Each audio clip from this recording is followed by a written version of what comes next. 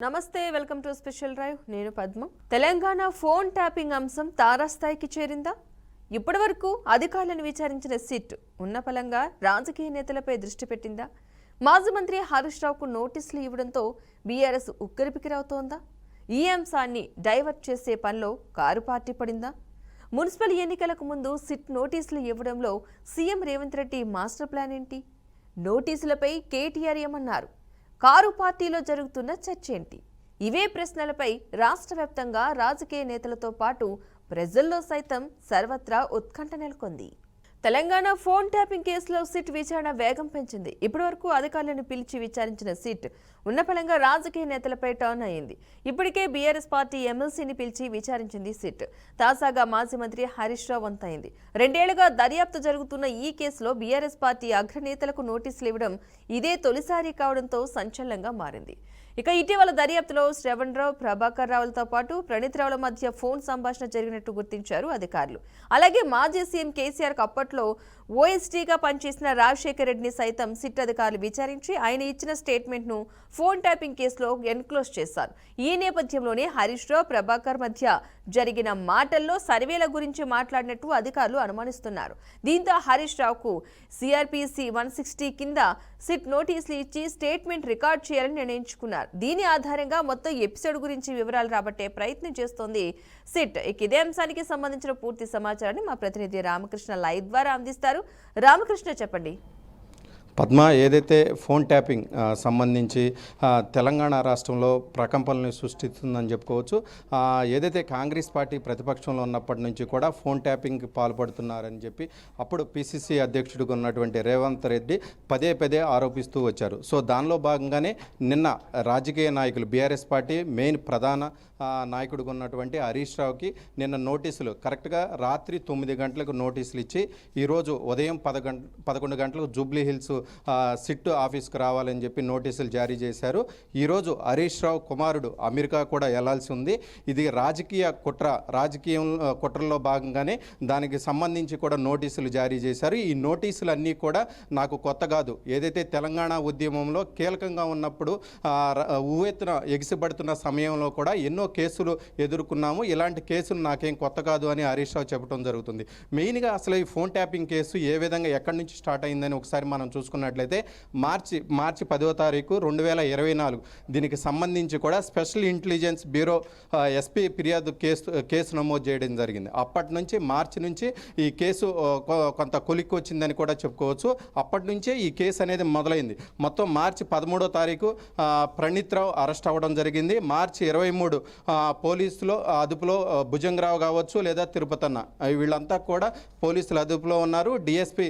ప్రణీత్ రావు కూడా అరెస్ట్ అవ్వడం జరిగింది మార్చి 29 2024 మాజీ డీసీపీ రాధాకృష్ణారావును కూడా అరెస్ట్ చేయడం జరిగింది వీళ్ళంతా ఫోన్ ట్యాపింగ్లో కీలక పాత్ర పోషించారు మాజీ ఎస్ఐబి చీఫ్గా ఉన్నటువంటి ప్రభాకర్ రావు నేతృత్వంలో ఈ వ్యవహారం అంతా కూడా నడిచిందని చెప్పుకోవచ్చు మెయిన్గా ఏదైతే ఫోన్ ట్యాపింగ్కి సంబంధించి మెయిన్ వ్యక్తులుగా ఉన్నటువంటి శ్రవణ్ కుమార్ కావచ్చు లేదా ప్రణీత్ రావు రాధాకృష్ణరావు తిరుపతన్న మాజీ ఎస్ఐబి చీఫ్గా ఉన్నటువంటి ప్రభాకర్ రావు వీళ్ళంతా కూడా ఎవరు చెప్తే ఫోన్ ట్యాపింగ్ చేశారు అనేది ప్రధాన ఆరోపణ దీనికి సంబంధించి నిన్న రాత్రి హరీష్ రావుకి నోటీసులు జారీ చేయడం జరిగింది ఏదైతే వీళ్ళు ఇచ్చినటువంటి వాంగ్మూలం ఉందో వాంగ్మూలాన్ని బేస్ చేసుకుని గత జనవరిలో ఎమ్మెల్సీ నవీన్ రావును కూడా రాజకీయ నాయకుల్లో ఫస్ట్ ఎమ్మెల్సీ నవీన్ రావును పిలిపించడం జరిగింది నవీన్ రావును కూడా దాదాపుగా 8 గంటల వరకు విచారించి వాంగ్మూలాన్ని స్టేట్మెంట్ని కూడా రికార్డ్ చేశారు సో మొత్తం మీద ఓవరాల్గా చూసుకున్నట్లయితే హరీష్ రావుని ఈరోజు హరీష్ రావు అనే వ్యక్తి బీఆర్ఎస్ పార్టీ కీలక వ్యక్తి అధికారం లేనప్పుడు కూడా ప్రతిపక్షంలో ఉన్నప్పుడు కూడా హరీష్ రావు మొత్తం స్టేట్ లెవెల్ లీడరు కేసీఆర్ తర్వాత ఒక మాస్ లీడరు ట్రబుల్ షూటర్ కన్నా పేరున్నటువంటి హరీష్ రావుకి దాదాపుగా సిట్ నోటీసులు ఇవ్వటం అంటే దాదాపుగా కేసీఆర్కి ఇచ్చినట్లుగానే భావించవచ్చు నెక్స్ట్ స్టెప్ కేసీఆర్ ఖచ్చితంగా నోటీసులు వెళ్తాయి ఈరోజు ఏదైతే హరీష్ రావు ఎంత టైము దీనికి సిట్ బృందం విచారిస్తుంది అనేది కొంత కీలకంగా మారనుంది. దాదాపుగా 7 నుంచి 8 గంటల పాటు విచారిస్తారా లేదా మధ్యలోనే దానికి సంబంధించి 2-3 గంటలు విచారిస్తారా అనేది మనం అయితే వేచి చూడాల్సి ఉంది. ఖచ్చితంగా దీనికి సంబంధించి హరీష్ రావుతో పాటు కేసీఆర్ కూడా నోటీసులు వెళ్తాయని శీతాకాల సమావేశాల తర్వాతని సిట్ బృందం ఒక లీక్ కూడా ముందే లీక్ ఇవ్వడం జరిగింది.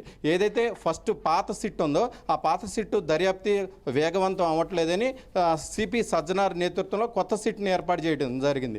దాదాపుగా దానిలో ఐపీఎస్ అధికారులు 5 ఉన్నారు, మిగతా వాళ్ళు ఎస్పీ ర్యాంక్ కలిగినటువంటి 5 ఉన్నారు.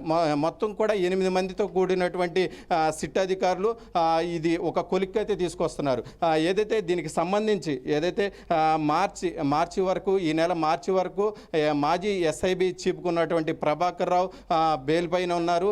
దానికి సంబంధించి మార్చి 10వ తారీఖు లోపు దీనికి సంబంధించి కూడా సుప్రీంకోర్టులో వాదనలు వినిపించే అవకాశం ఉంది. మొత్తం మీద చూసుకున్నట్లయితే హరీష్ రావు ఒకటే చెప్తున్నారు, ఏదైతే మెయిన్గా నిన్న బొగ్గు గనులకు సంబంధించి నైనీ బొగ్గు గనులకు సంబంధించి తెలంగాణ రాష్ట్రంలో ప్రకంపనలు సృష్టించిందో దానికి సంబంధించి ప్రజలకు వివరించిన నేపథ్యంలోనే రాజకీయ కుట్రలో భాగంగానే ఈ సిట్ నోటీసులు, ఫోన్ ట్యాపింగ్ నోటీసులు అని చెప్పడం జరిగింది. మొత్తం మీద బీఆర్ఎస్ పార్టీ వైపు చూసుకున్నట్లయితే ఏదైతే మున్సిపల్ ఎలక్షన్స్ ఉన్నాయో మున్సిపల్ ఎలక్షన్స్ కావచ్చు, లేదంటే రానున్న రోజుల్లో జెడ్పీటీ ఎంపీటీసీ ఎలక్షన్స్ కూడా ఉన్నాయి, స్థానిక సంస్థల ఎలక్షన్స్ ఉన్నాయి.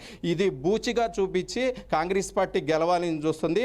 అలాంటివన్నీ కూడా నడవు. ఖచ్చితంగా ప్రజల్లో ఎండగడతాం. ఏదైతే 6 గ్యారెంటీలు కావచ్చు, లేదంటే రుణమాఫీ కావచ్చు, లేదంటే యూరియా కొరత, ఇవన్నీ కూడా ప్రజల్లో బలంగా తీసుకెళ్తాం.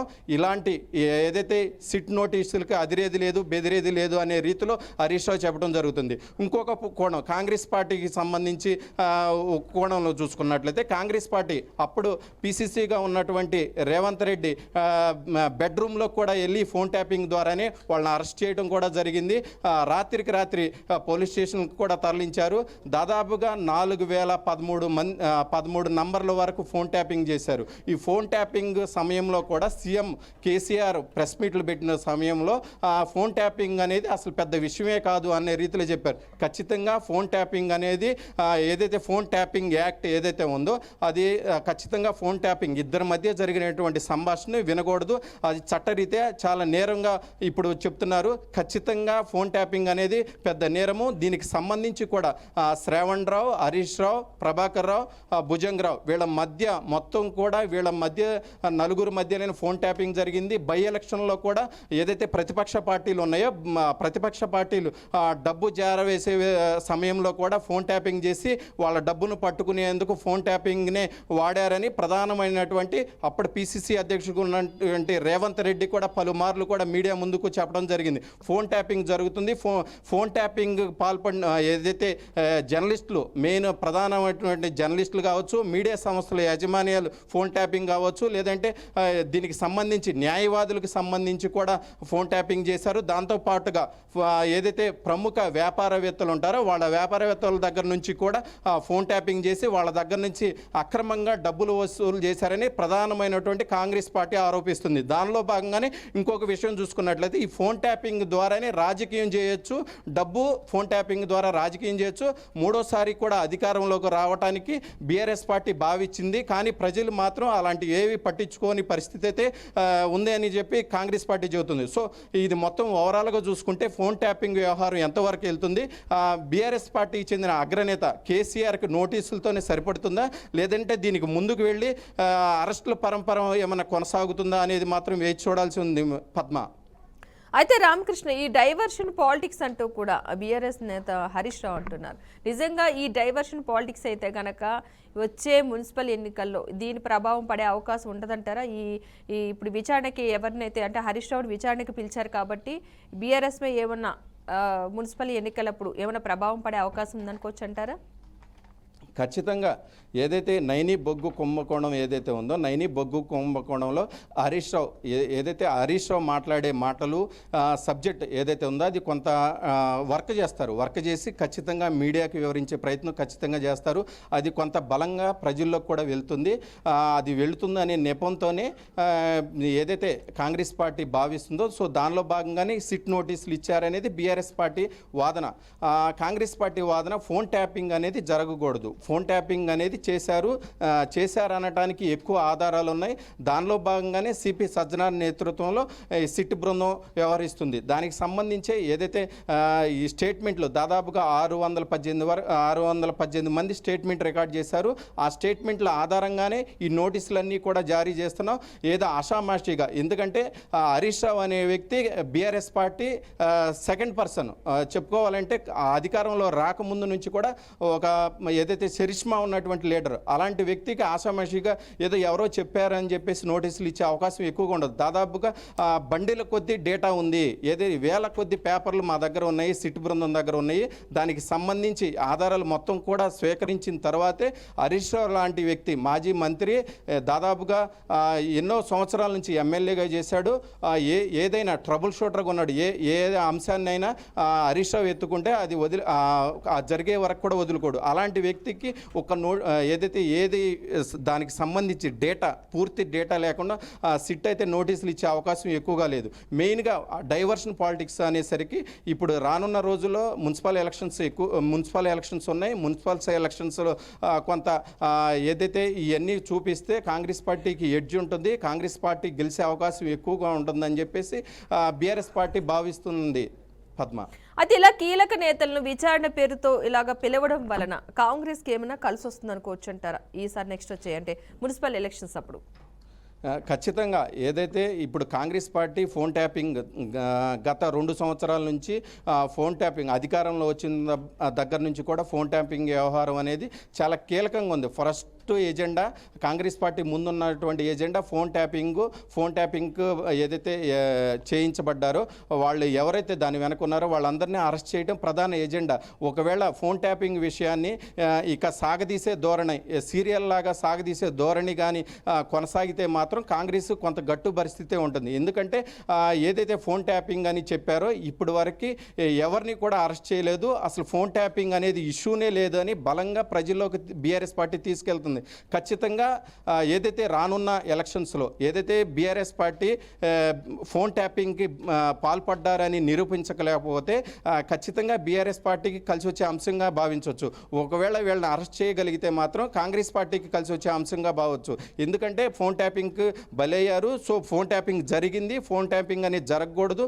సో ఖచ్చితంగా కాంగ్రెస్ పార్టీకి కలిసి వచ్చే అంశం. ఎవరినొకళ్ళని అరెస్ట్ చేయాలి. ప్రధాన హరీష్ రావు కావచ్చు, లేదంటే కేసీఆర్ కావచ్చు, వీళ్ళందరూ కూడా ఫోన్ ట్యాపింగ్ వీళ్ళ ద్వారానే జరిగింది. వీళ్ళు ఆదేశాల మేరకే ఎస్ఐబి చీఫ్గా ఉన్నటువంటి ప్రభాకర్ రావు ఈ నేతృత్వంలో ఈ మొత్తం కూడా జరిగిందని సుప్రీంకోర్టులో వాదనలు బీఆర్ఎస్ పార్టీ తరఫున బలంగా వినిపించాలి. లేదు అంటే మాత్రం కాంగ్రెస్ పార్టీకి ఖచ్చితంగా కలిసి వచ్చే అంశం ఎక్కువగా ఉంది.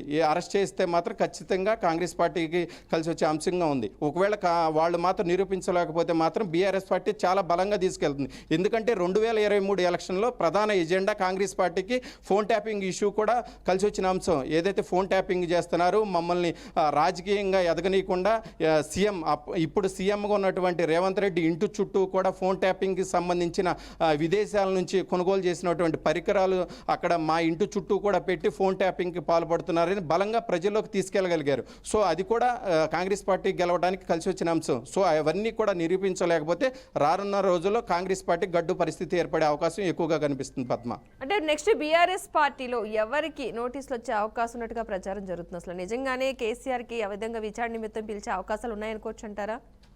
ఖచ్చితంగా ఏదైతే ఈరోజు హరీష్ రావు వాంగ్మూలం ఏదైతే ఉందో హరీష్ రావు ఖచ్చితంగా దీనికి సంబంధించి కూడా పిలుస్తారని తెలుసు. హరీష్ రావుకి ఖచ్చితంగా పిలుస్తారు. దానికి సంబంధించి కూడా అడ్వకేట్లతో కూడా చర్చించారు. ఏ ఏ క్వశ్చన్లు ఉత్పన్నం అవుతాయి. దీనికి సంబంధించి నవీన్ రావు కొద్ది రోజుల క్రితం ఎమ్మెల్సీగా ఉన్న బీఆర్ఎస్ పార్టీ నవీన్ రావు సిట్ విచారించింది. దాదాపుగా 7 నుంచి 8 గంటల పాటు విచారించి ఏ క్వశ్చన్లు ఉత్పన్నం అయినాయి అవన్నీ కూడా తెలుసుకుని దానికి సంబంధించి ఏదైతే వీళ్ళ దగ్గర ఉన్న ప్రధాన అంశం నిజంగా ఫోన్ ట్యాపింగ్ జరిగితే ఫోన్ ట్యాపింగ్ నుంచి బయటపడేటువంటి ఏదైతే లూప్ లైన్స్ ఏదైతే దీనికి సంబంధించి సుప్రీంకోర్టులో కావచ్చు, లేదంటే మొత్తం కూడా దీని నుంచి తప్పించుకోవడానికి ఏ అంశాలు మెయిన్గా ఉంటాయో అలాంటివన్నీ కూడా మొత్తం కూడా చర్చించారు కూడా. అది బయటకు చెప్పకపోయినా ఖచ్చితంగా అడ్వకేట్లతో చర్చిస్తారు. చర్చించిన తర్వాత దీని నుంచి బయట ఎలా పడాలనేది పైకి చెప్పకపోయినా ఖచ్చితంగా బీఆర్ఎస్ పార్టీకి డ్యామేజ్ జరిగే అవకాశం ఎక్కువగా కనిపిస్తుంది. దీని తర్వాత ఏదైతే దీని తర్వాత నెక్స్ట్ కేసీఆర్కి దీనికి సంబంధించి నోటీసులు ఎక్కువగా ఇచ్చే అవకాశం ఉంది, లేదంటే కేటీఆర్ కూడా. కేటీఆర్ ఆల్రెడీ ఇప్పుడు కార్ రేస్ దీనికి సంబంధించి సిట్టు కూడా దీన్ని విచారించింది. సో తర్వాత కేటీఆర్ కావచ్చు, నెక్స్ట్ దీనికి సంబంధించి కూడా కేసీఆర్ సిట్ నోటీసులు ఎక్కువగా ఇచ్చే అవకాశం ఎక్కువగా కనపడదు. ఈరోజు మొత్తం కూడా దీనికి సంబంధించి హరీష్ రావు సిట్టు అధికారుల దగ్గర ఉన్నంతసేపు కూడా తెలంగాణ భవన్లో సబితా ఇంద్రారెడ్డి కావచ్చు, లేదా మాజీ మంత్రులు ఉన్న వాళ్ళంతా కూడా అక్కడే ఉండే ఆపరేషన్ మొత్తం కూడా చేస్తున్నారు. ఎప్పటికప్పుడు అక్కడ ఏం జరుగుతుందని తెలుసుకుంటున్నారు. కేటీఆర్ కూడా అక్కడే ఉంటారు, ఎందుకంటే కేటీఆర్ అక్కడ ఉండి మీడియాని కూడా అడ్రస్ చేసే అవకాశం ఉంది. మినిట్ ఏం జరుగుతుంది, ఎందుకంటే హరీష్ రావు అనే వ్యక్తి కొంత కీలకంగా ఉన్నటువంటి వ్యక్తి. సో పార్టీకి ఒక వెన్నుముక్క లాంటి వ్యక్తి. అలాంటి వ్యక్తిని సిట్ దీనికి ఎంక్వైరీకి పిలిచింది. ఏదైనా జరగవచ్చు అనే నేపంతో మాజీ మంత్రులు అందరూ కూడా ఇప్పటికే టీఆర్ఎస్ భవనం చేరుకున్నారు. ఎప్పటికప్పుడు మినిట్ ప్రజలకి ఏదైతే ఒక కొంత నెగిటివ్ ఇంపాక్ట్ పడుతుందో సో అది వెళ్లకుండా వీళ్ళంతా కూడా మీడియాని అడ్రస్ చేసి ఎప్పటికప్పుడు కూడా మీడియా చిట్ చాట్లో కొంత లీకులు ఇచ్చే అవకాశం ఎక్కువగా కనిపిస్తుంది. పద్మ, అయితే ఈ ఫోన్ ట్యాపింగ్ అంశాన్ని మనం చూసుకున్నట్లయితే దాదాపు 2 సంవత్సరాలు కావస్తుంది ఈ అంశానికి తెరపైకి వచ్చి ఎఫ్ఐఆర్ నమోదు చేసి కేసులు విచారణలు కొనసాగుతూనే ఉన్నాయి. సో దీనికి సంబంధించి ఇప్పుడు హరీష్ రావుని విచారణకు తీసుకెళ్తున్నారు కాబట్టి ఈ ఫోన్ ట్యాపింగ్ అంశం ఏమైనా ఒక కొలిక్కొచ్చే అవకాశం ఉందనుకోవచ్చు అంటారు. ఏమైనా దీన్ని బట్టి ఒక్కొక్కటి బయటకు వస్తున్నాయి కాబట్టి మెయిన్ క్యాండిడేట్ని తీసుకెళ్తున్నారు కాబట్టి, అంటే బీఆర్ఎస్ పార్టీకి ఒక పెద్ద నాయకుడు టైప్లో ఉన్న హరీష్ రావుని కూడా విచారణకు తీసుకెళ్తున్నారు కాబట్టి దీనికి సంబంధించి ఏమైనా క్లారిటీ వస్తుంది అనుకోవచ్చు అంటారా? ఖచ్చితంగా ఏదైతే హరీష్ రావు దీనికి సంబంధించి బీజేపీ ఏదైతే మంత్రిగా ఉన్నట్టు కేంద్ర మంత్రిగా ఉన్న బండి సంజయ్ లాంటి వాళ్ళు కూడా కొద్ది రోజుల క్రితం కీలక వ్యాఖ్యలు చేశారు. ఇది ఒక 2 సంవత్సరాలు గడిచిపోతున్నా కానీ ఒక సీరియల్ లాగా సాగదీస్తున్నారు కానీ ఒక కొలిక్కి రాలేదు. ఏదైతే దీనికి సంబంధించి ఏదైతే కాళేశ్వరం ప్రాజెక్టు ఉందో కాళేశ్వరం ప్రాజెక్టు కూడా అట్లాగే చేశారు. సాగదీసి సెంట్రల్ గవర్నమెంట్కి ఇచ్చారు. అది ఇప్పటి వరకు తేలని పరిస్థితి. సేమ్ ఇదే కూడా అదే విధంగా సాగుతుంది. బీఆర్ఎస్ కాంగ్రెస్ మధ్య ఏదో ఒప్పందం జరిగిందని బీజేపీ బండి సంజయ్ లాంటి వాళ్ళు కూడా కీలక వ్యాఖ్యలు చేశారు. సో ఖచ్చితంగా హరీష్ రావుని విచారించిన తర్వాత కొలుక్కొచ్చే అవకాశం అయితే ఎక్కువగా కనిపిస్తుంది. పద్మ, అంటే ఇవి మొత్తంగా హరీష్ రావు అన్నట్టు రాజకీయ వేధింపులు ఎక్కువ కనిపిస్తున్నాయి అనుకుంటారా? నిజంగా ఈ ఫోన్ ట్యాపింగ్ అంశానికి సంబంధించి సిట్టు వేగం పెంచింది అనుకోవచ్చు అంటారా? సిట్టు వేగంతో పాటు ఏదైతే రాజకీయ పార్టీలు ఖచ్చితంగా రాజకీయమే చేస్తాయి. ఎందుకంటే రాజకీయ నాయకులు రాజకీయమే చేయాలి. ఖచ్చితంగా ఏదైతే ఎలక్షన్స్ ఉన్నాయో ఇప్పుడు మున్సిపల్ ఎలక్షన్స్లో కొంత ఈ టైంలో ఏదైతే హరీష్ రావుని పిలిస్తే అది ఒక బూచిక చూయించి కాంగ్రెస్ పార్టీ లబ్ధి పొందుతుంది అని బీఆర్ఎస్ పార్టీ శ్రేణులు చెప్తుంది. సో మొత్తం మీద చూసుకున్నట్లయితే కాంగ్రెస్ పార్టీ కొంత కలిసి వచ్చే అంశం. ఎందుకంటే ఏదైతే ఈ దాదాపు హరీష్ రావుని ఎంతసేపు సిట్ బృందం ఎంక్వైరీ చేస్తుంది, స్టేట్మెంట్ రికార్డ్ చేస్తుంది, ఈరోజు చేస్తుందా మళ్ళీ రేపు కూడా పిలుస్తారా అనేది మాత్రం కొద్దిసేపు అయితే మనం వెయిట్ చేయాల్సింది. సాయంత్రం వరకు దీని గురించి కొంత క్లారిటీ వచ్చే అవకాశం ఉంది. పద్మ, అయితే రామకృష్ణ ఇప్పటి వరకు కూడా ఈ ఫోన్ ట్యాపింగ్ అంశానికి సంబంధించి సిట్ చాలా విచారణలు అయితే జరిపింది. ఆ విచారణలో ఎలాంటి విషయాలు వచ్చాయి అనుకోవచ్చు ఇప్పటి వరకు కూడా? మెయిన్గా దీనికి సంబంధించి 4013 నంబర్ల వరకు ఫోన్ ట్యాపింగ్కి పాల్పడినట్టుగా గుర్తించారు సిట్ బృందం. ఏదైతే అసలు ఎందుకు చేయాల్సి వచ్చింది, ఈ 4000 మంది ఫోన్ నంబర్లు ఎందుకు ట్యాప్ చేయాల్సి వచ్చింది, ఇది పర్సనల్గా ఇద్దరి మధ్య జరిగేటువంటి సంభాషణ, ఫోన్ ట్యాపింగ్ ఎందుకు చేయాల్సి వచ్చింది, ఈ 4013 మందిలో దాదాపుగా చాలామంది ప్రముఖులు ఉన్నారు, జర్నలిస్టులు ఉన్నారు, న్యాయవాదులు ఉన్నారు, రాజకీయ నాయకులు, ప్రతిపక్ష పార్టీలు, సొంత ఇంట్లో ఏదైతే కవిత దీనికి సంబంధించి కూడా ఈ మధ్యకాలంలో కవిత భర్త అనిల్ నంబర్ కూడా దీనికి సంబంధించి ఫోన్ ట్యాపింగ్కి పాల్పడ్డారని కీలక వ్యాఖ్యలు కూడా చేశారు. సో ఎవరిని వదిలిపెట్టలేదు, ఏదైతే కాంగ్రెస్ పార్టీ ఆరోపిస్తుందో ఎవరిని వదిలిపెట్టలేదు. కీలకంగా ఉన్నటువంటి వ్యక్తులు మొత్తం ఫోన్ నంబర్లు ట్యాప్ చేశారు. దాని ద్వారానే 2023లో మళ్ళీ అధికారంలోకి రావాలని బీఆర్ఎస్ పార్టీ భావించింది. కానీ ఏదైతే ప్రజలు కాంగ్రెస్ పార్టీ చెప్పినటువంటి వాగ్దానాల నేపథ్యంలో కాంగ్రెస్ పార్టీ అధికారంలోకి వచ్చింది. ఒక డబ్బు, ఫోన్ ట్యాపింగ్ రెండు అడ్డం పెట్టుకుని అధికారంలోకి రావాల్సి బీఆర్ఎస్ పార్టీ భావించింది. అది ఎక్కడా వర్కౌట్ అవ్వలేదు. వర్కౌట్ అవ్వపోవడంతో ఏదైతే వర్కౌట్ అవ్వపోవడంతో ఒక 5 రోజులు రిజల్ట్స్ వచ్చే 5 రోజుల ముందల ఎస్ఐబి చీఫ్ ప్రభాకర్ రావు దానికి సంబంధించి సిట్ దీనికి ఏదైతే ఫోన్ ట్యాపింగ్ ఎక్కడైతే చేస్తున్నారో ఆ లొకేషన్కి వెళ్ళి అక్కడికి వెళ్ళి దానికి సంబంధించి ఫోన్ ట్యాపింగ్ పాల్పడినటువంటి పరికరాలు ఏవైతే ఉన్నాయో అవన్నీ హార్డ్ డిస్క్లు కావచ్చు, పెన్ డ్రైవ్లు కావచ్చు, మొత్తం కూడా ధ్వంసం చేసేసారు. ఎందుకంటే వాళ్ళకి ఒక ఐడియా ఉంటుంది, అధికారం చేంజ్ అవుతుంది, ఖచ్చితంగా మన బీఆర్ఎస్ పార్టీ అధికారంలోకి రావట్లేదని తెలియటంతో అక్కడ ఉన్నటువంటి పరికరాలు మొత్తం కూడా ధ్వంసం చేశారు. కొన్ని పెన్ డ్రైవ్లు ఏవైతే రీసెంట్గా కొత్త సిట్ వచ్చిందో సిపి సజ్జన నేతృత్వంలో పెన్ డ్రైవ్లు స్వాధీనం చేసుకున్నారు. ఆ పెన్ డ్రైవ్లో కీలక ఆధారాలు ఉన్నాయి. సో కీలక ఆధారాలు బేస్ చేసుకునే ఈ సిట్ నోటీసులు అన్నీ కూడా పరంపర కొనసాగుతుందని చెప్పుకోవచ్చు Padma. Right, thank you Ramakrishna. మొత్తంగా ఈ తెలంగాణ ఫోన్ ట్యాపింగ్ అంశం అయితే తారాస్థాయికి చేరిందన్నట్టే కనిపిస్తుంది. ఇప్పటి వరకు కూడా అధికారులను విచారించిన సిట్ ఉన్న ఫలంగా రాజకీయ నేతలపై అయితే దృష్టి పెట్టిందా అనిపిస్తోంది. మాజీ మంత్రి హరీష్ రావుకు నోటీసులు ఇవ్వడంతో బీఆర్ఎస్ ఉక్కిరిబిక్కిరవుతుందా? ఈ అంశాన్ని డైవర్ట్ చేసే పనిలో కారు పార్టీ పడిందా? మున్సిపల్ ఎన్నికలకు ముందు సిట్ నోటీసులు ఇవ్వడంలో CM Revanth Reddy master plan ఏంటి? అసలు నోటీసులపై కేటీఆర్ ఏమన్నారు? కారు పార్టీల్లో జరుగుతున్న చర్చలేంటి? ఇవే ప్రశ్నలపై రాష్ట్ర వ్యాప్తంగా రాజకీయ నేతలతో పాటు అటు ప్రజల్లో సైతం కూడా సర్వత్ర ఉత్కంఠ అయితే నెలకొంటుంది. తెలంగాణ ఫోన్ ట్యాపింగ్ కేసులో సిట్ విచారణ అయితే వేగం చేస్తుంది. ఇప్పటి వరకు అధికారులను పిలిచి విచారించిన సిట్ ఉన్న ఫలంగా రాజకీయ నేతలపై టర్న్ అయింది. ఇప్పటికే బీఆర్ఎస్ పార్టీ ఎమ్మెల్సీని పిలిచి విచారించింది సిట్. తాజాగా మాజీ మంత్రి హరీష్ రావుకు వంతైంది. 2 ఏళ్లుగా దర్యాప్తు జరుగుతున్న ఈ కేసులో బీఆర్ఎస్ పార్టీ అగ్రనేతలకు నోటీసులు ఇవ్వడం ఇదే తొలిసారి కావడంతో సంచలనంగా అయితే మారినట్టుగా కనిపిస్తోంది. మొత్తంగా ఇటీవల దర్యాప్తులో శ్రవణ్ రావు, ప్రభాకర్ రావులతో పాటు ప్రణీత్ రావుల మధ్య ఫోన్ సంభాషణ జరిగినట్టుగా గుర్తించారు అధికారులు. అలాగే మాజీ సీఎం కేసీఆర్ అప్పట్లో ఓఎస్డీగా పనిచేసిన రాజశేఖర రెడ్డిని సైతం సిట్ అధికారులు విచారించి ఆయన ఇచ్చిన స్టేట్మెంట్ ను ఫోన్ ట్యాపింగ్ కేసులో ఎన్క్లోజ్ చేశారు. ఈ నేపథ్యంలోనే హరీష్ రావు, ప్రభాకర్ మధ్య జరిగిన మాటల్లో సర్వేల గురించి మాట్లాడినట్లయితే అధికారులు అనుమానిస్తున్నారు. దీంతో హరీష్ రావుకు సిఆర్పిసి 160 కింద సిట్ నోటీసులు ఇచ్చి స్టేట్మెంట్ రికార్డ్ చేయాలని నిర్ణయించుకున్నారు. దీని ఆధారంగా మొత్తం ఎపిసోడ్ గురించి వివరాలు రాబట్టే ప్రయత్నం చేస్తోంది సిట్.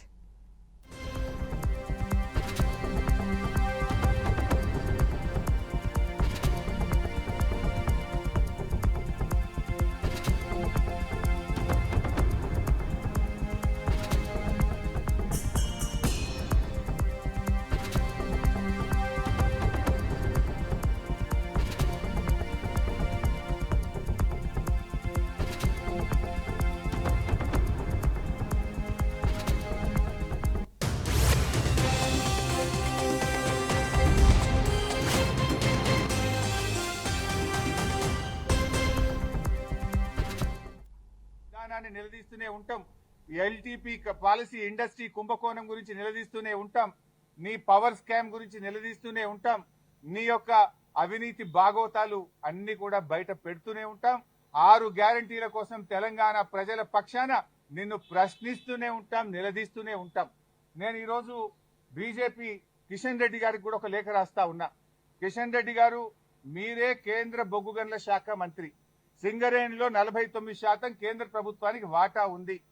సింగరేణిలో జరిగిన అవినీతి కుంభకోణాల గురించి నిన్న మీడియా సాక్షిగా బయటపెట్టినా. ఈ రోజు నీకు కూడా లెటర్ రాస్తా ఉన్నా. నువ్వు ఒకవేళ రేవంత్ రెడ్డితో కుమ్మక్కు కాకపోతే వెంటనే సిబిఐ విచారణకు నువ్వు ఆదేశించాలని చెప్పి కిషన్ రెడ్డి గారిని డిమాండ్ చేస్తూ I'm writing A open letter to Kishan Reddy. Kishan Reddy గారు, నేను అన్ని ఆధారాలు ఇవ్వడానికి సిద్ధంగా ఉన్నా. రేవంత్ రెడ్డి బావుమరిదే ఈ యొక్క కుంభకోణాన్ని ఎట్లా నడిపాడు, ఎట్లా ఈ టెండర్లన్నీ రింగు చేశాడు, మరి కోల్ ఇండియాలో కానీ అదేవిధంగా వెస్టర్న్ కోల్ ఫీల్డ్స్ లో కానీ గతంలో సింగరేణిలో కానీ ఎప్పుడైనా -10 నుంచి -20 టెండర్లు పోతుండే. ఈ సైట్ విజిట్ సర్టిఫికేట్ పెట్టిన తర్వాత మరి ఎవరెవరు టెండర్లు వేస్తున్నారో తెలిసి రేవంత్ రెడ్డి బావుమరిది ఆ కాంట్రాక్టర్లను బెదిరించి వాళ్ళు ఏ రకంగా ప్లస్ టెండర్లు ఆయన పొందిండు టెండరు, ఆయన ఎవరనుకుంటే వాళ్ళకి టెండర్ వస్తుంది, ఎవరనుకుంటే వాళ్ళకి సైట్ విజిట్ సర్టిఫికేట్ వస్తుంది. 9E బ్లాక్ ఒక్కటే రద్దు చేయడం కాదు, ఈ టెండర్లు రద్దు చేయాలి. దీని మీద సిబిఐ విచారణ జరపాలని నేను నిన్న డిమాండ్ చేసిన. ఇలా వ్రాతపూర్వకంగా కూడా కిషన్ రెడ్డి గారికి I'm writing A open letter. దీని మీద వెంటనే బీజేపీ స్పందించాలని, నిజానిజాలు బయటకు తీయాలని, ఈ దొంగల్ని అరెస్ట్ చేయాలని, ఈ అవినీతి సొమ్మును కక్కించాలని, ఈ రాష్ట్రానికి సింగరేణి కార్మికులకు జరుగుతున్న నష్టాన్ని మరి బయటకు తీయాలని చెప్పి మేము ఇక ఇది special drive. Keep watching BRK news Telugu సత్తా.